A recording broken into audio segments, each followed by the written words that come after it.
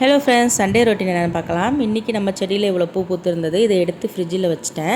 நாளைக்கு கொஞ்சம் பூக்கும். அதுவே நாளைக்கு ஆடி கிருத்திகைக்கு பூஜைக்கு சரியாக போயிடும் நமக்கு. அடுத்து வந்து பார்த்திங்கன்னா பூஜை சாமான்லாம் தேய்ச்சி மஞ்சள் குங்குமம்லாம் வச்சு எடுத்து வச்சிட்டேன். நான்வெஜ்ஜில் கை வச்சுட்டா நம்ம பூஜை சாமான் தேய்க்க முடியாதுன்னு காலையிலேயே வந்து பூஜை வேலைகள் எல்லாத்தையும் முடித்து வச்சிட்டேன். வீடு மட்டும் பார்த்திங்கன்னா ஈவினிங் இல்லைனா வந்து மறுநாள் தொடச்சிக்கலாம் அப்படின்னு விட்டுட்டேன். மீன்காரம்மாக்கிட்ட வந்து நான் சொல்லி வச்சுருந்தேன் பால் சுரம் வாங்கிட்டு வர சொல்லி. தங்கச்சி வந்து குழந்தை பெற்றிருக்கா. அவங்களுக்கு வந்து பால் சுரக்கணும் அப்படின்றதுக்காக பால் சுரம் வாங்கி அவளுக்காக தான் ரெடி பண்ணிக்கிட்டு இருக்கேன். இன்றைக்கி காலையில் கடவுள்கிட்ட ஒன்று வேண்டிக்கிட்டேன். நான் சமைக்கக்கூடாது, ஆனால் சாப்பாடு மட்டும் வந்துடணும். சமைக்காமலே சாப்பாடு சாப்பிடணும் வேண்டிக்கிட்டே இருந்தேன்.